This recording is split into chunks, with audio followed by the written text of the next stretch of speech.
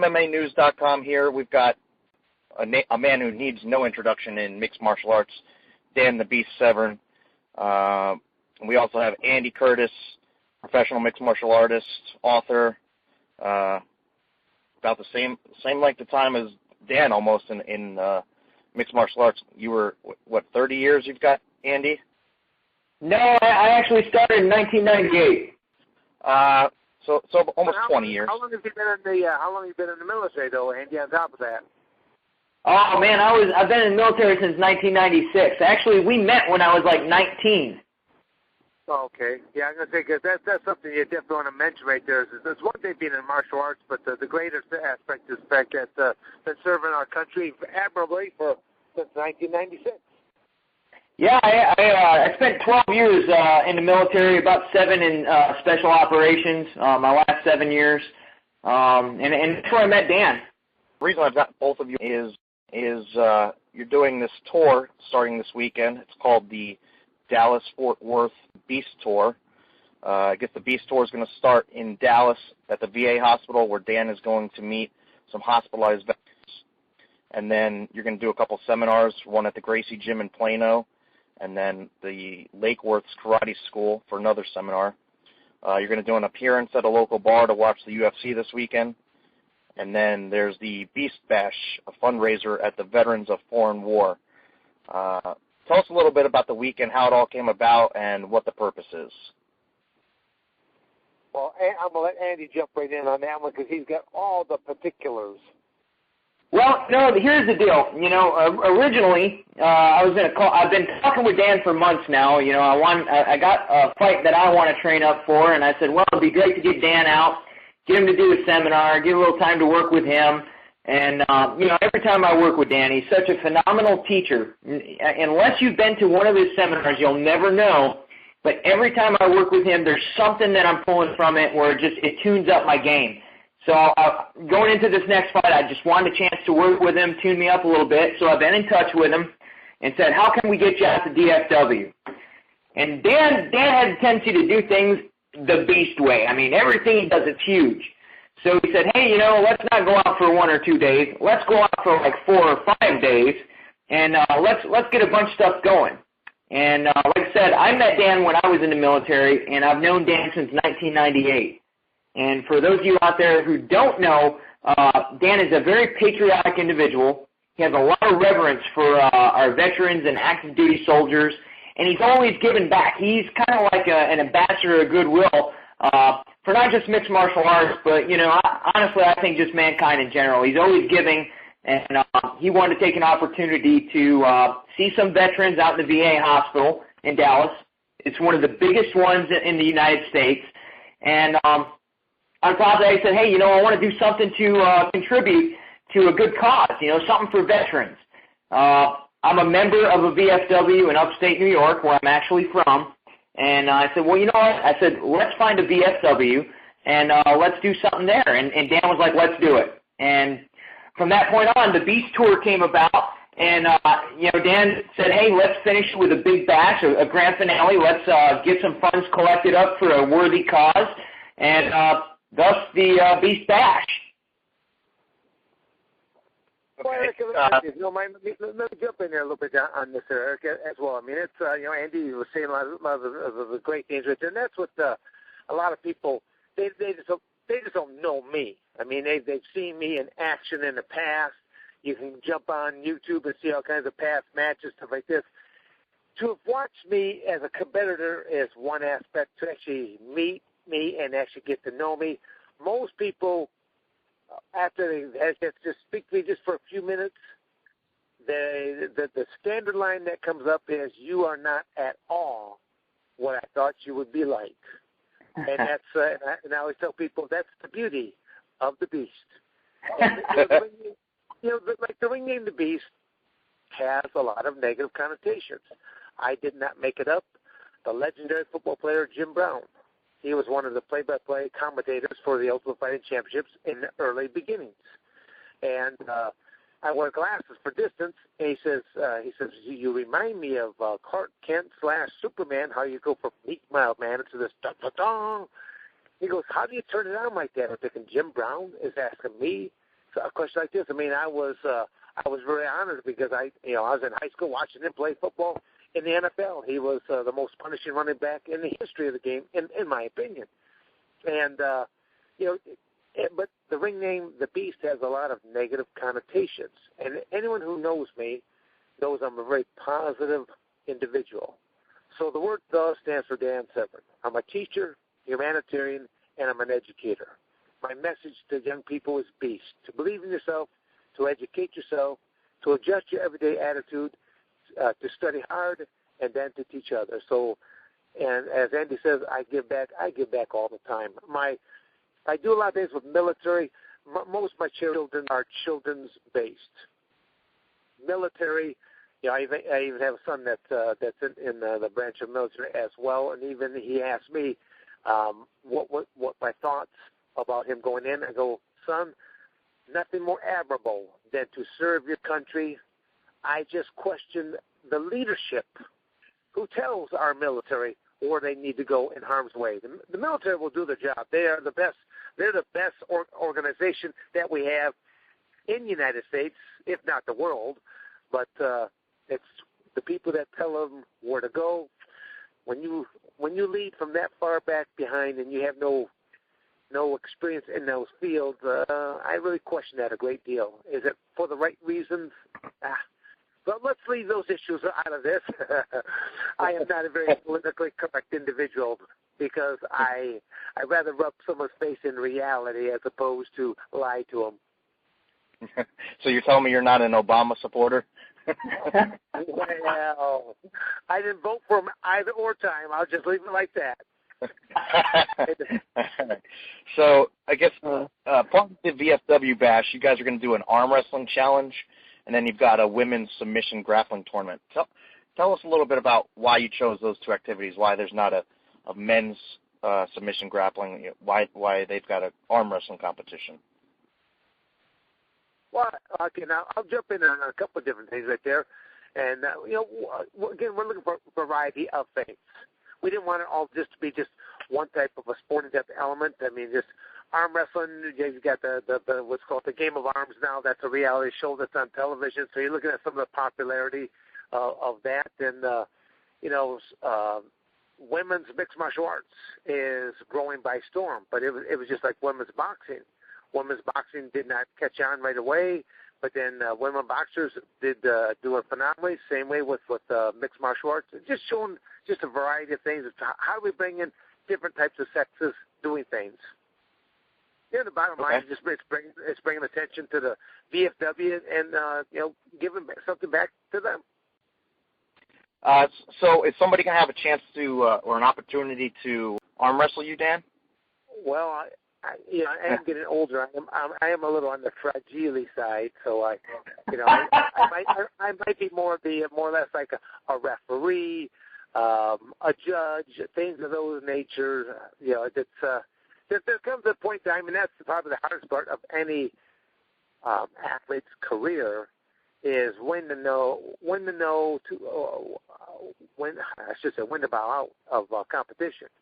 And that was, when you look at my mixed martial arts career alone, I started it back in 1994, just prior to turning 37 years of age.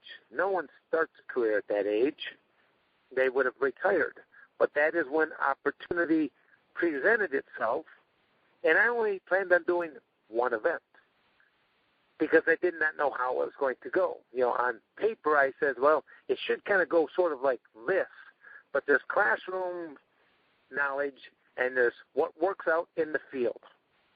And with each progressive match, and or again, a lot of your listeners, when you talk about mixed martial arts today, they understand that term. Well, mixed martial arts, the product that is on television today has approximately 37 rules. Part of those rules are weight classes, time periods. You fight one opponent in a given evening, and you wear gloves. Back when this industry first began, it was known as NHB, which stood for No Holds Barred. But they did have two rules. Those being, do not bite your opponent, do not stick fingers in their eye sockets. No eye gouging, in other words. That was the rules. Anything that your imagination could come were good to go. Anything. No weight classes, no time periods, bare-knuckled action, and it was an 8-man tournament. You had and defeat 3 opponents in a 2-hour group, and I am the only Triple Crown champion from that time era, and since now it's against the law, I'm it. So it puts me in a category all by myself, but even more. I mean, when you look at the age I did this, and not just for one sport, I was WWE. Again, my first profession was professional wrestling, not wrestling, wrestling. I've been involved in amateur wrestling, the wacky world of professional wrestling, working for Vince McMahon and the WWE. It was known as the WWF at that time. But that was my first profession as of the 1992 Olympics. That's when I turned pro for that wacky world. And then by 1994, I jumped into the cage fighting world, because I just refer to it as cage fighting or no holds barred. So again, I've had success in all 3 areas. But the thing is that I've been teaching wrestling since 1971, so I have a great understanding of physical mechanics. And as Andy said there, you will learn something. I guarantee anyone who walks, if you're a newbie, a lot of people think, well, gosh, this might be way over my head. You will learn basic fundamentals. And if you think that you're a blue belt, black belt, it all just depends on whose discipline as to which belt ranks higher, I guarantee you will learn something as well. I welcome questions as I am teaching, because I always tell the class, I have always been a curious George. I like to know how things work. And I've got just one of those kind of like diabolical minds. I just want to know how things work and see if I can somehow apply them in things that I'm working on. But you will see, I guarantee anyone that comes there that they will learn something new, whether it be a technique, a tactic, or, again, just interesting new information. All will learn, and they will walk away a better person on top of that, because I tend to motivate people. You kind of touched on one of the questions I actually wanted to ask you. As you said, you started late in the game. You started in 1994, and you didn't actually officially retire until last year. So 101 wins, 19 losses, 7 draws. I mean, you've got this remarkable, incredible, legendary career that I don't think anybody could ever duplicate. I mean, there's only 1 or 2 other guys, Travis Fulton, who has as many matches as you. Well, actually, no, I'll just to jump in for 1 sec. There's I think 4 people in the world that have over 100 mixed martial arts matches. There's only 3 in the world that have over 100 victories, and I have faced the other 3 and defeated the other 3, and the closest one to my age is 15 years my junior. I faced Travis Fulton is the #1 dog in the game. I mean, I don't think anyone will ever come close to him. I think he's closing in on 400 matches. And he's doing more.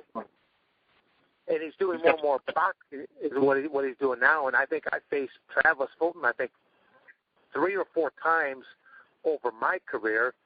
And I always tell people that the last time I faced Travis Fulton, it went so bad for him that I sent both him and his wife to the hospital.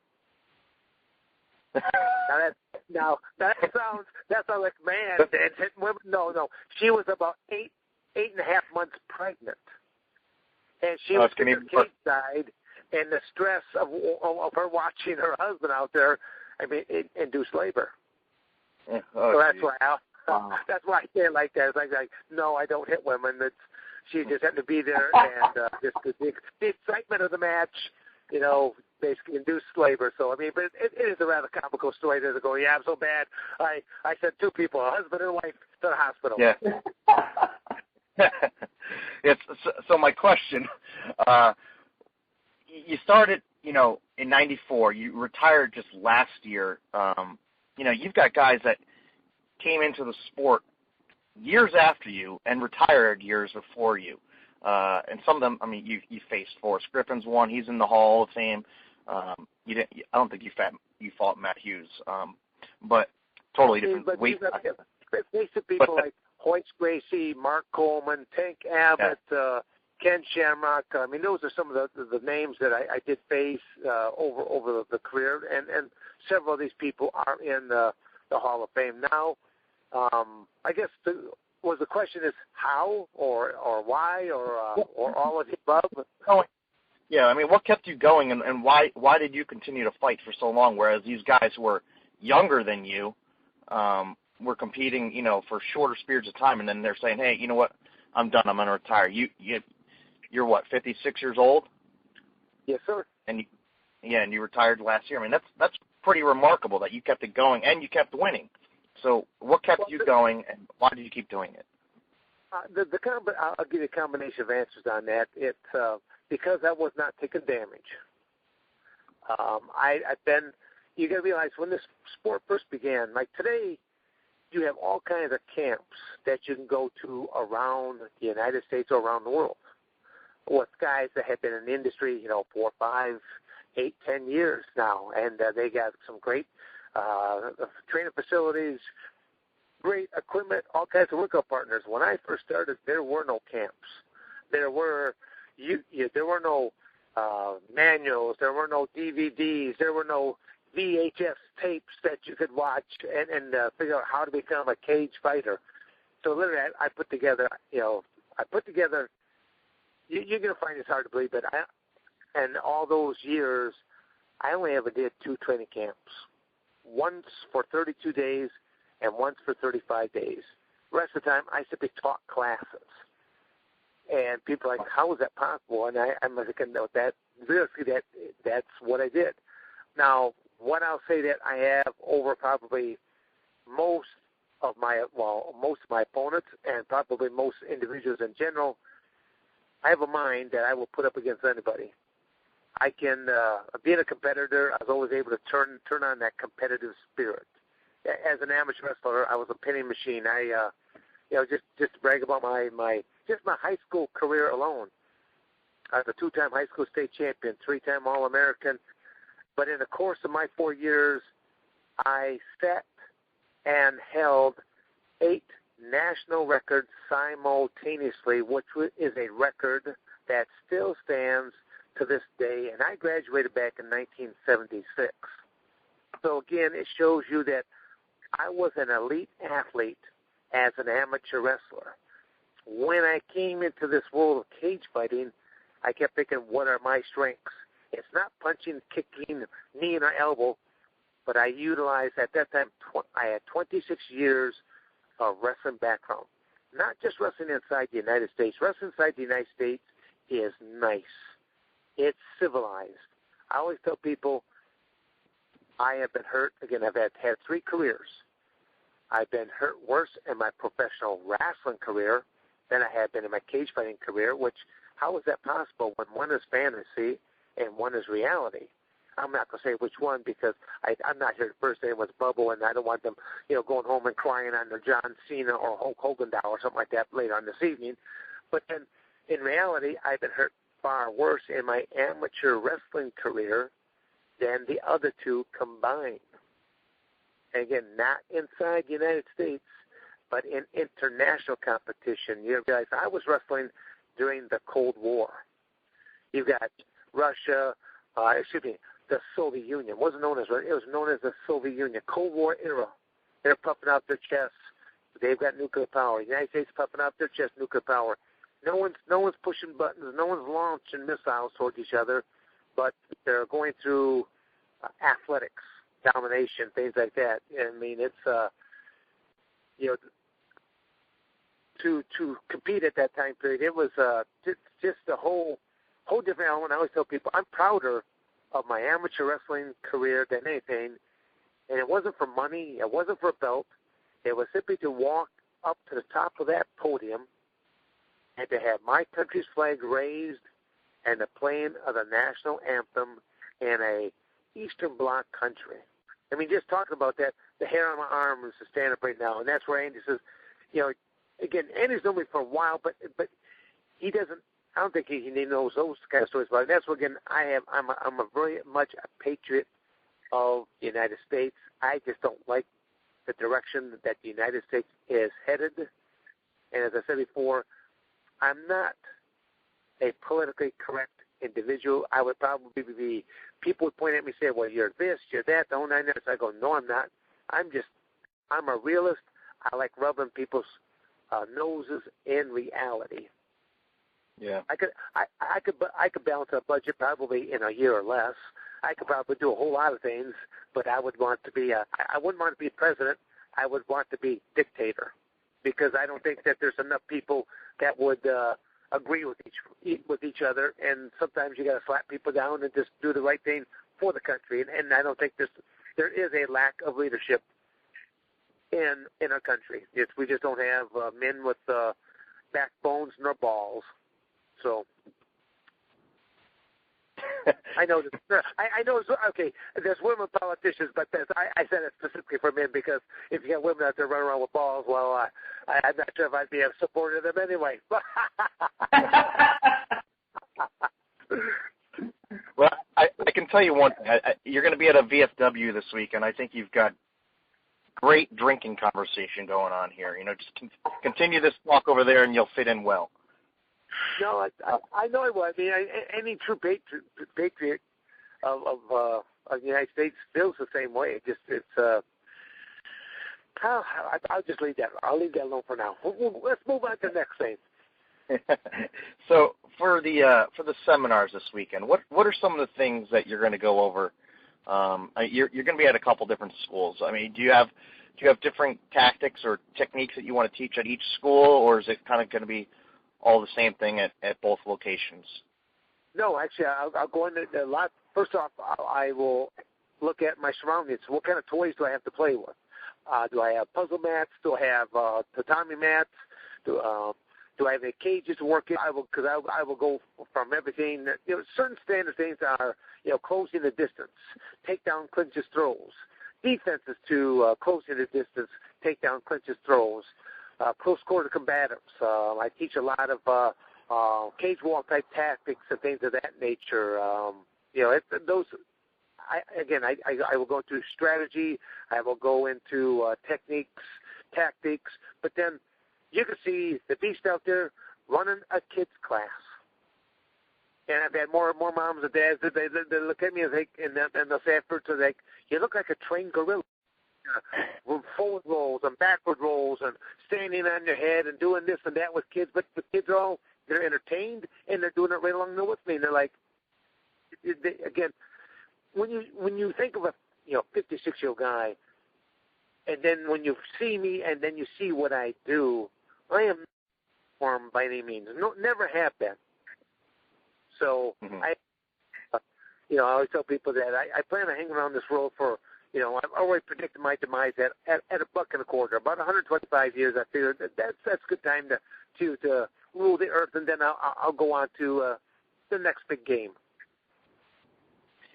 Now, Andy, I mean, you're going to be there, right? At the seminars. You've got absolutely. A lot. Absolutely. I want to add a couple things to what Dan said. I've actually rolled with Dan before, and I've attended quite a few of his seminars. And I got to tell you, when he tells you that a lot of people wouldn't expect what they see when he gets out there, this guy's like a 240-pound, 250-pound machine, and honestly, when he rolls with you, he rolls like a 145-pounder. And you don't realize how big he is until he uses some of the. I mean, he's a mechanical genius. He does this thing, and I've seen him do it and teach it, and I've never got it down. He'll place his hand on your shoulder, and he just sinks his weight, and he can literally drop your body weight. And it's like, for a guy who moves around like he does, as agile as he is, doing the monkey rolls, so on and so forth, and then all of a sudden they have him put the I don't know what you call it, the beast grip on you, it'll blow your mind.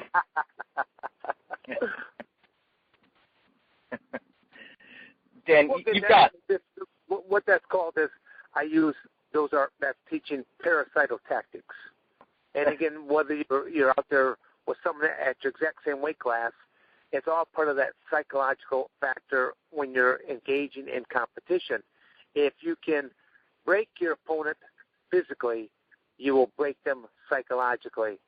not too often is it the reverse. Typically, I mean, you said somehow psychologically. I mean, you never believed in yourself in the first place. Typically, it's just the opposite way. You have to break them physically, and that's why it's so important to stay in as great as cardiovascular shape as you possibly can be in.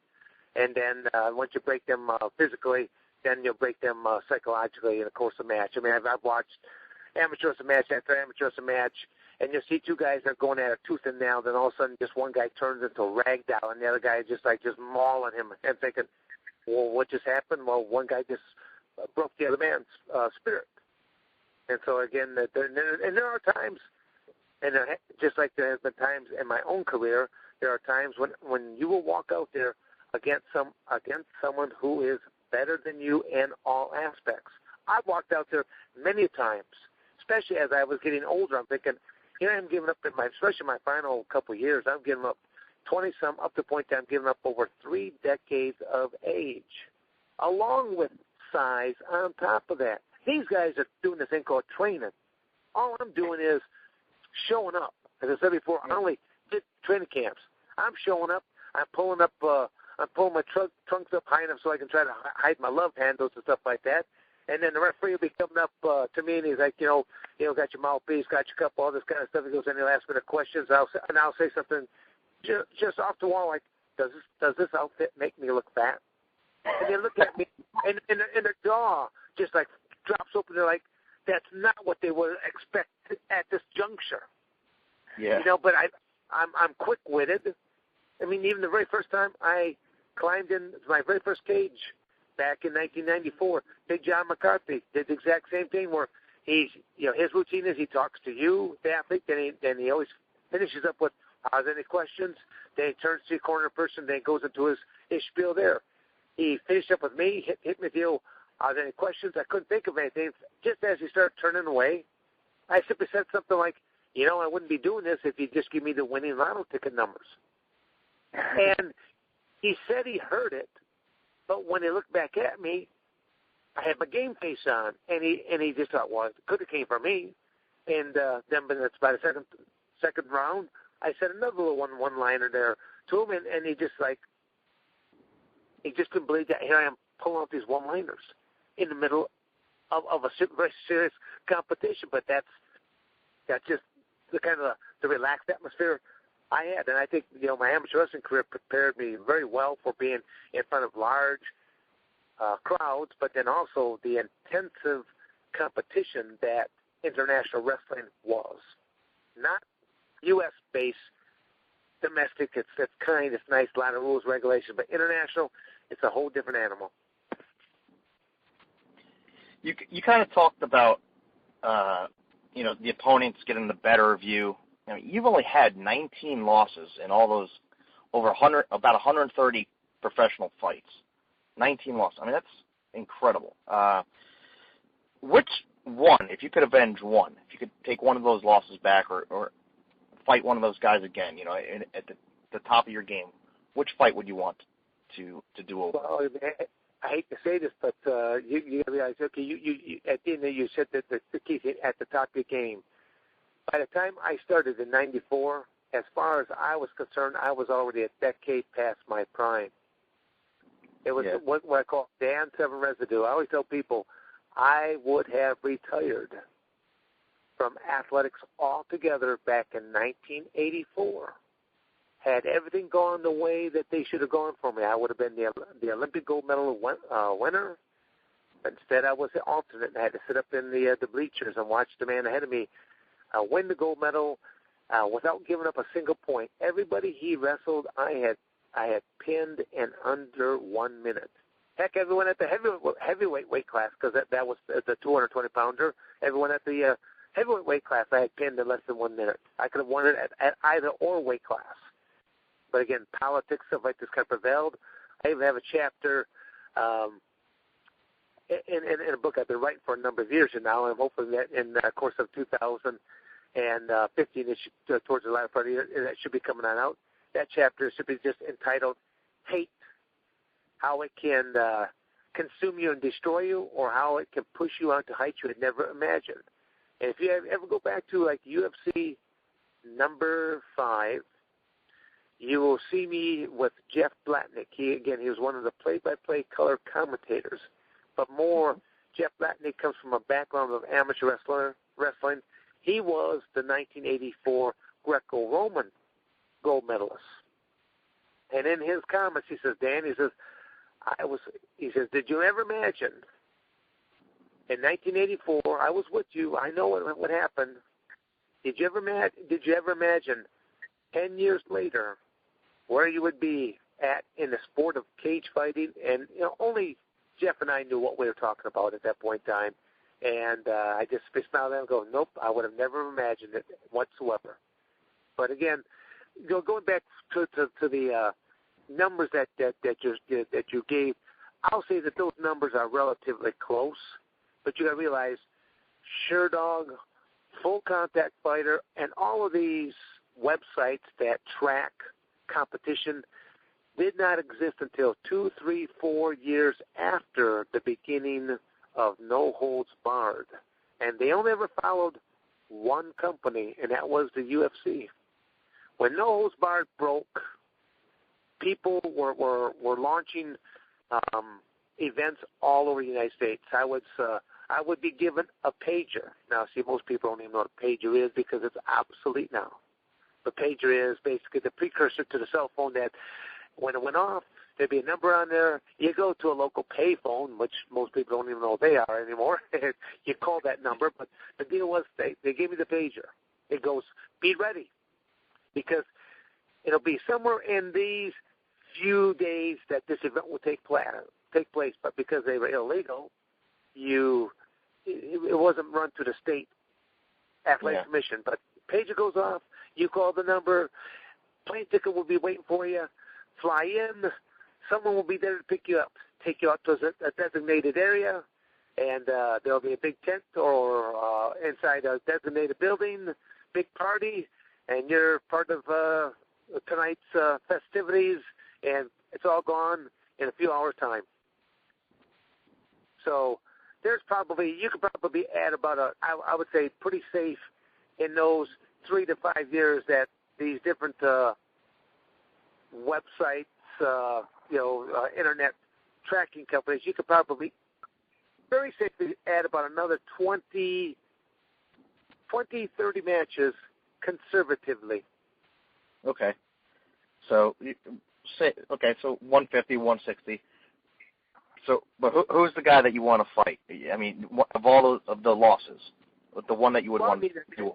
If you're going to give me one, I mean, I literally in the last couple of years of my career, I was trying to get a match with 3 people, and right in the row that I wanted them. I wanted one more match with Mark Coleman, Ken Shamrock, and Hoist Gracie, right in that order. I don't have that many losses, and if you look at the people I lost to, and you look at what they weighed, what they looked like at that time, and what they weigh now, and what they look like now, it's why how do those guys compete in their weight about 250, 260, and now they're 205 pounders? What's no longer in the water? Okay, I think you're going with that. But again, that's what I think differentiates me, puts me still in that category. Like I said, just not only for what I did at the age, I can claim lifetime chemical-free status. I think it'd be pretty hard to find another pro athlete that can claim that one. Especially at that heavyweight division. So again, I do a lot of speaking engagements with high schools, college programs, things of that nature, and I always despise the hypocritical athlete that comes in there like, yo, don't do drugs, stay in school, and a week later they're busted with whatever, crack, coke, and I'm thinking, why'd you even bother to do that talk? You just turn it down next time. I would have more respect for you that way. And again, I have more respect for guys that will actually would admit to being using the stuff, because I don't believe in my capabilities, so I need to take this nectar of the gods so it can make me better. And that's how I look at it. Most people I ever went against, you don't believe in your abilities in the first place, so thus you got to you got to take this elixir to make you feel better. So, like you said, I mean, the guys you lost to were Ken and Hoyce and Mark, and those guys are all in the Hall of Fame along with you. I mean, there's not many guys in the UFC Hall of Fame. Would you say that's like the crowning moment of your career, getting inducted into the Hall? Is that something that is like, you know, the top thing for you, or is there a bigger achievement moment in your career? I mean, you've had a long career, so what's the number? Honestly, I still go back to my amateuristic career as being. I'm when I tell people I'm more prouder of that than anything else I ever did. I mean that's from the heart. Like I said, it wasn't that wasn't for the money and stuff like that. Well, again, the very first time I walked out in my very first cage fighting event was for UFC number 4. That's my very first event. I did not have an amateur career because there was no amateur farm systems at that point in time. You simply just jumped right into it. So, I always tell people I trained for 5 days, an hour and a half a day, and I walked into the world of no holds barred. Never training a single strike, never training a single legitimate submission. When they asked me what my discipline is, I says, I'm an American wrestler. And they looked at me and they're like, well, what's that going to do for you? And I simply just replied back, just watch me. So, I mean, it's, I don't know, like I said, I really believe that I'm a living example of I mean, I do the right things. And again, I don't look and I think that's part of the reason why I don't look my age, and nor do I act it at times. But that's give me something else. Maybe I do. Maybe I need some psychological evaluations. I'm not sure. For this weekend, how does somebody sign up? They want to, they're in that area, Dallas, Fort Worth. How do they sign up? How do they get involved with what you guys got going on? Andy, I'll let you take that one once again. All right. Well, we've actually got a Facebook event page. It's the 2014 DFW Beast Tour event webpage or event Facebook page. And it's current. Every time that there's an update to the event, or we get a new sponsor, or a new vendor, or a new venue, it's going up on there. There's also an actual web page for various events that we got going on my website, knifeandhandtohandcombat.com. But for the most part, I would refer people to the Facebook event page because I'm literally spoon-feeding people where to go each and every day from that event page. And that's also, that same information is up on my Facebook page as well. I've got 2 different Facebook pages, so if they can't find it through Andy's, they can always go look at through mine as well. So there's different ways to try and find out about what all this is taking place. All right, great.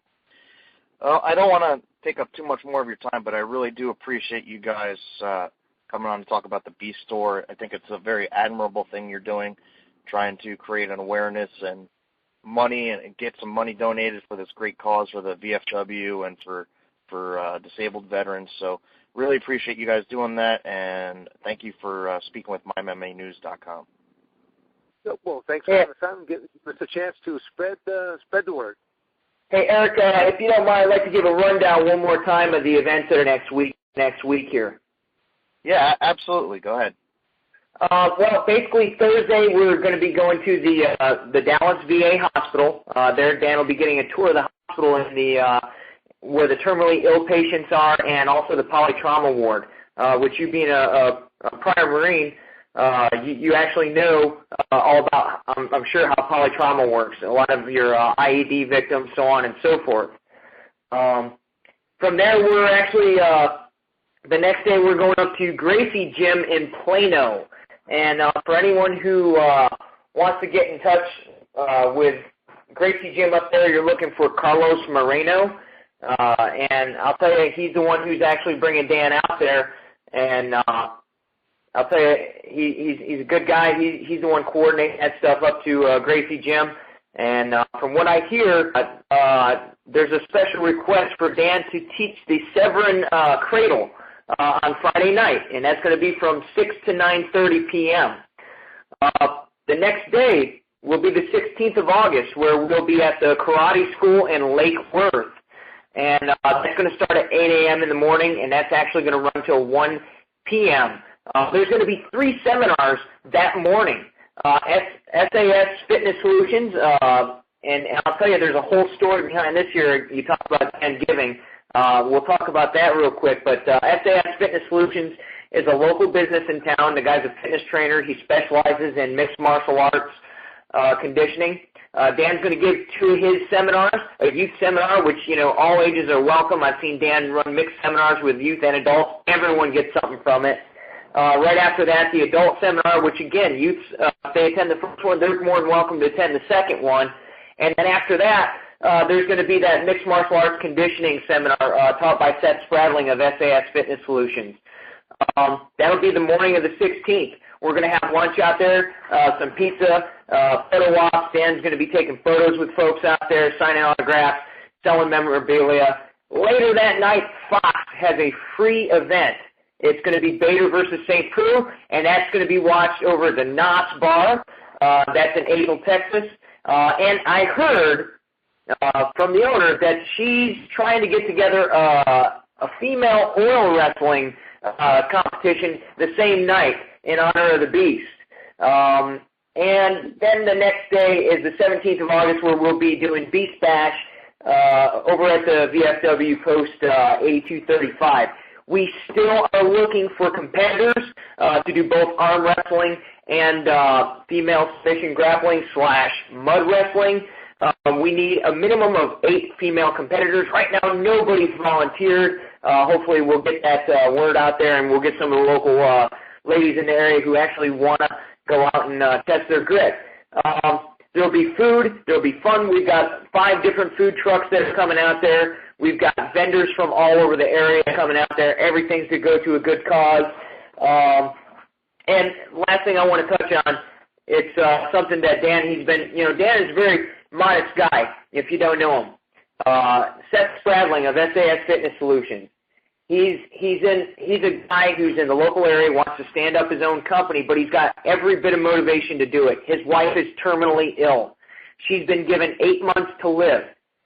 When Dan found this out, he's like, Andy, we got to help this guy out.